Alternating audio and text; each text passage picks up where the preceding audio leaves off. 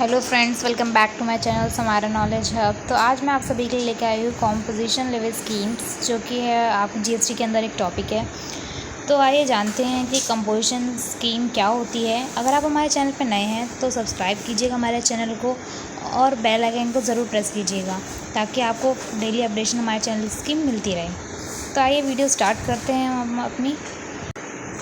तो जो composition levy scheme है, ये एक सिंप्लीफाइड टैक्स स्ट्रक्चर है, ठीक है, जो कि जीएसटी के अंदर आता है सिस्टम के। इसका बेसिकली एम होता है कि जो स्मॉल टैक्स पेयर्स हैं उनको रिलीफ पहुंचाया जाए। ये स्कीम अलाउ करती है उन्हीं एलिजिबल बिजनेसेस को जो फिक्स परसेंटेज जो टर्नओवर की है वो टैक्स के रूप में पे करें, ठीक है, जो कि एक नॉर्मल जीएसटी रेट से अलग होता है, ठीक है। तो अब जो कंपोजिशन स्कीम्स है वो कौन कौन ले सकते हैं, तो ये तो पता चल गया कि जो कंपोजिशन लेवी स्कीम्स है वो किसके लिए है, स्मॉल टैक्स पेयर्स के लिए। तो आइए जानते हैं कि क्या क्या क्राइटेरिया है, एलिजिबिलिटी क्राइटेरिया। फर्स्ट है टर्नओवर लिमिट, ठीक है। तो इसमें आपकी यानी कि जो टैक्स पेयर है मोस्ट ऑफ द स्टेट्स में जो टर्नओवर लिमिट है वो 1.5 करोड़ है, यानी कि लेस देन 1.5 करोड़ अगर आपकी एग्रीगेट टर्नओवर लिमिट है तो आपको इस कैटेगरी के आप अंदर आ सकते हो, कंपोजिशन स्कीम आप अडॉप्ट कर सकते हो। But most of the state यानी कि जो नॉर्दर्न ईस्टर्न पार्ट्स हो गए हमारे, ठीक है, हमारे, तो वहाँ पर आपके 75 लाख यानी कि लेस देन 75 लैक्स आपके पास टर्नओवर लिमिट होनी चाहिए, तो ही आप जो है उसके अंदर अप्लाई कर सकते हो कंपोजिशन स्कीम्स के अंदर। हिमाचल प्रदेश जैसे यहाँ पे बता रहे थे 75 लैक्स वहाँ पर है, और नॉर्दर्न ईस्टर्न में और जो स्टेट्स हैं उनमें भी। सेकंड जो एलिजिबिलिटी क्राइटेरिया है वो किस तरह का आपका बिज़नेस होना चाहिए। फर्स्ट है जो आपका बिज़नेस होना चाहिए वो मैन्युफैक्चरर और ट्रेडर्स के रिलेशन में होना चाहिए, यानी आप डीलर होने चाहिए मैन्युफैक्चरर और ट्रेडर्स के। सेकंड थिंग कि आप किसी भी सर्विस प्रोवाइडर्स के एलिजिबल नहीं होने चाहिए, यानी आप सर्विस प्रोवाइडर्स नहीं होने चाहिए। But in certain service provider जिनकी टर्नओवर जो लेस देन है 50 लाख से, वो अडॉप्ट कर सकते हैं कंपोजिशन स्कीम्स को, ठीक है। नेक्स्ट इसमें क्या देखते हैं क्राइटेरिया है, no inter state supply, means कि आपका जो बिज़नेस है इंटर स्टेट सप्लाई नहीं करना चाहिए, ठीक है, कि आप एक स्टेट से दूसरे स्टेट में सप्लाई कर रहे हो अपने गुड्स के सर्विसेज की, तो वो नहीं होना चाहिए अगर आप कंपोजिशन स्कीम्स ले रहे हो तो, ठीक है। तो वही इसमें बताया गया है कि businesses can not supply goods outside their state. Next fourth क्या है eligibility criteria, no supply of exempted goods, जो भी हमारे एग्जेम्प्टेड गुड्स हैं उनकी सप्लाई नहीं होनी चाहिए इन कंपोजिशन स्कीम्स के अंदर। तो जैसे कि हमारे बहुत सारे जो एग्जेम्प्टेड गुड्स हैं, नॉन टैक्सेबल गुड्स हैं, उनकी सप्लाई जो होनी चाहिए नहीं होनी चाहिए इनके अंदर कंपोजिशन लेवी स्कीम्स में। फिफ्थ एलिजिबिलिटी क्राइटेरिया कि नो टैक्स कलेक्शन, कि आप जो है इसके अंदर कस्टमर से टैक्स कलेक्ट नहीं करोगे, ठीक है। जैसे आप इन रेस्टोरेंट में आप जैसे कस्टमर से बिल्स के ही अंदर आपको टैक्स भी कलेक्ट कर लेते हो, but in this composition scheme आप उसके अंदर कलेक्ट नहीं कर सकते हो, ठीक है, अगर आप अडॉप्ट करते हो कंपोजिशन लेवी स्कीम्स के अंदर। तो अब कंडीशंस क्या क्या हैं कि आप ऑप्ट कर सकते हैं कंपोजिशन स्कीम। तो फर्स्ट है कि आप भी कोई भी ई कॉमर्स या ऑनलाइन प्लेटफॉर्म नहीं होना चाहिए आपके बिज़नेस का, कि आप ऑनलाइन जो है अपनी सर्विसेज प्रोवाइड कर रहे हो वो चीज़ें नहीं होनी चाहिए, ऑनलाइन प्लेटफॉर्म्स आपका नहीं होना चाहिए। सेकंड है कि आप कोई मैन्युफैक्चरर नहीं होना चाहिए, लाइक आइसक्रीम या पान मसाला या टोबैको प्रोडक्ट्स के। ऊपर जैसे मैंने एलिजिबिलिटी क्राइटेरिया में बताया था आपको कि आप मैन्युफैक्चरर होने चाहिए बट डीलर, बट यहाँ पर आपको क्राइटेरिया दे रखा है कि आप मैन्युफैक्चरर इन प्रोडक्ट्स के नहीं होने चाहिए, लाइक आइसक्रीम, पान मसाला एंड टोबैको प्रोडक्ट्स के आप मैन्युफैक्चरर नहीं होने चाहिए। थर्ड वन कि आपका जो बिज़नेस है वो ऐसे कैटेगरी में ना हो जहाँ पर आपका हायर टैक्स रेट लगे सप्लाई पे, ठीक है। तो इस तरह के भी बिज़नेस एक्टिविटीज़ में आपका जो बिज़नेस है वो नहीं इन्वॉल्व होना चाहिए। तो अगर आप कंपोजिशन स्कीम्स लेते हैं तो आपको क्या क्या बेनिफिट्स मिलते हैं, आइए अब इसके बारे में जानते हैं।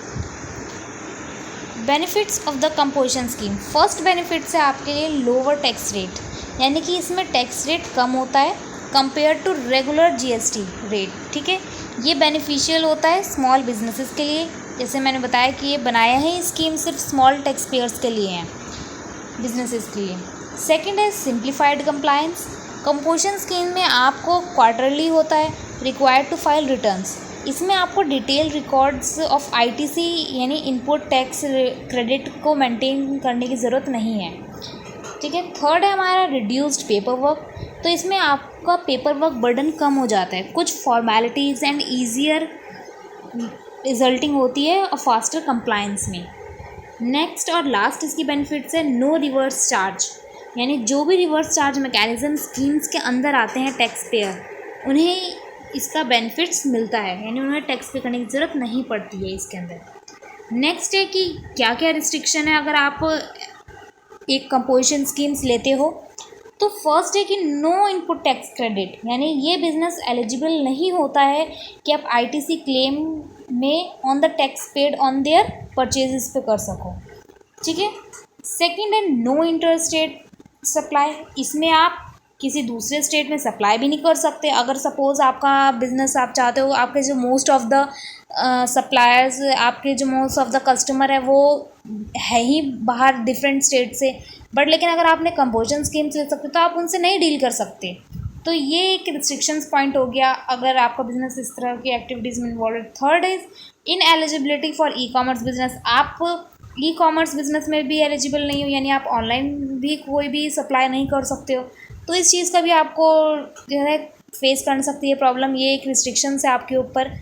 जैसे आज का मॉडर्न एरा है तो आपको सब चीज़ें जो हैं ऑनलाइन ही होती है, बट अगर आप कंपोजिशन स्कीम ले रहे हो और आपको कुछ ऐसी एक्टिविटीज़ की ज़रूरत पड़ती है तो आप पर लेकिन ये नहीं कर सकते कंपोजिशन स्कीम्स में, ठीक है। Fourth and last is restriction है इसके अंदर no tax collection from customer. इसमें यानी आप जो है एक फिक्स परसेंटेज खुद से टैक्स कलेक्ट करके आप दे सकते हो, पर लेकिन आप कस्टमर से वो टैक्स कलेक्ट नहीं कर सकते हो इन कंपोजिशन स्कीम। तो ये सारी रिस्ट्रिक्शन थी हमारी कंपोजिशन स्कीम्स में। आइए जानते हैं कि प्रोसीजर क्या है अगर एक आप कंपोजिशन स्कीम जो है अडॉप्ट करते हो तो क्या होता है। तो फर्स्ट स्टेप है इसके अंदर कि application for registration, meaning that कि GST REG 01, ठीक है, आपको इस पे मतलब अप्लाई करना ये फॉर्म पर, जो कि कहाँ आपको मिलेगा GST पोर्टल पर, जो कि क्या है GST पोर्टल www.gst.gov.in, ठीक है। तो आप जब इस वेबसाइट पर जाओगे तो आपको एक फॉर्म मिलेगा जिसका नेम होगा GST REG-01। तो आप वहाँ जाकर वो फॉर्म फिल करोगे एप्लीकेशन का। सेकंड है आपकी फिलिंग द डिक्लेरेशंस, देन आपको डिक्लेरेशन फॉर्म फिल करना होगा, ठीक है, जिसमें आपको जो फॉर्म है डिक्लेरेशन का वो कौन सा है GST CMP/02। ये आपको फिल करना होगा किसको, टैक्स अथॉरिटीज़ के पास फॉर कंपोजिशन स्कीम्स के लिए। थर्ड है मंथली या क्वार्टरली रिटर्न्स।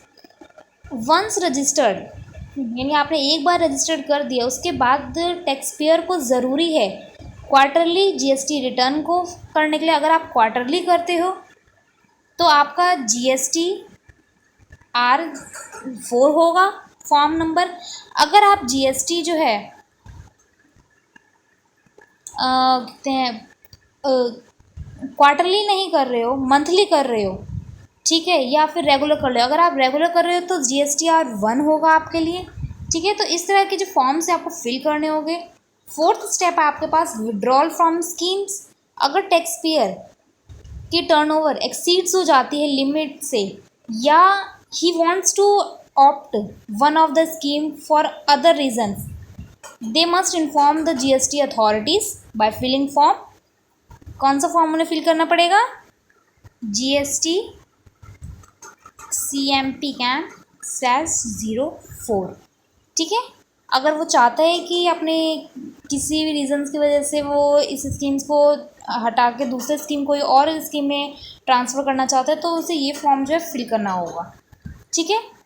तो ये था हमारा कंपोजिशन स्कीम्स के बारे में। आई होप आपको समझ आई होगी इस वीडियो में।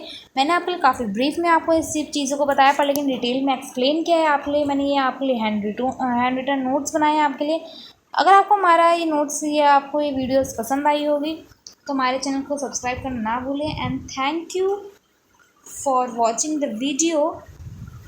अगर आपको ये वीडियो अच्छे से समझ आई है तो आप इसे अपने फ्रेंड्स के साथ ज़रूर शेयर कीजिएगा, और हमारे चैनल को समारा नॉलेज हब को सब्सक्राइब ज़रूर कीजिएगा।